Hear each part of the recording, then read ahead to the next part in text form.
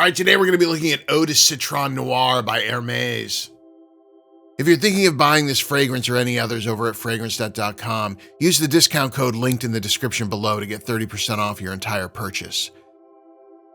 There's a quiet kind of magic in being surprised by a fragrance. When something you expect to be loud walks in on tiptoe, or a bottle you dismissed as ordinary unfurls like a novel you didn't know you needed to read. It reminds you that scent, like people, can't always be judged by the first impression. Sometimes what seems simple turns complex, what feels sweet sharpens with time, and what you thought was forgettable lingers all day, changing shape each time you catch it again. It's a small, intimate way of being reminded that the world still has the capacity to astonish you.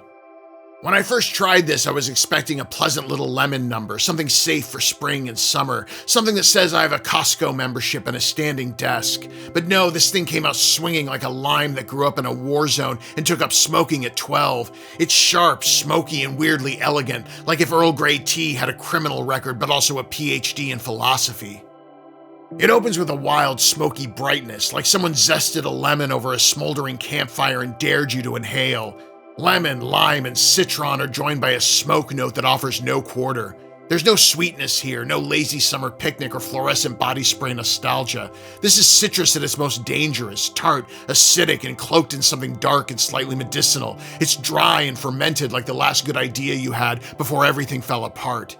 And it's here in this strange, beautiful paradox that the genius lies. You're expecting uplift, a sunny handshake, but instead you get citrus with a shiv. But the blades aren't razor sharp, they're subtle. The smoke isn't the star of the show, just the ghost of a fire that burned something sacred long ago. As it develops, it gets quieter but no less compelling. The middle doesn't bloom, it simmers. There's a strange hollow hum to it, like the quiet after a particularly brutal truth has been spoken. Black tea lurks in the background, polite but firm, like the only adult in the room willing to tell you the party's over.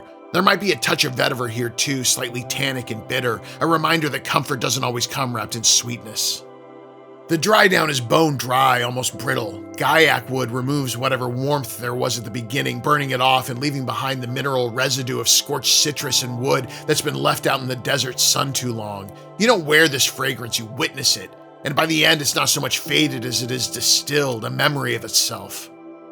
Presentation is polite and simple. The smoky blue bottle is elegant, old school. The atomizer is strong, making sure the fragrance gets on your skin with a wide, even spray. Performance? Like a fire made from newspaper and twigs, it's not going to last, but it will burn brightly. You're maybe going to get 3 to 4 hours of this if you're lucky. Projection is a whisper, more of a trace on your skin than a scent bomb. But this isn't meant for the crowd, it's meant for the few lucky enough to know you. Is this going to get you compliments? It was the incredibly talented and brutally funny Tina Fey who once said, "Don't waste your energy trying to change opinions. Do your thing and don't care if they like it." Read that again, internalize it, and then realize she's 100% right.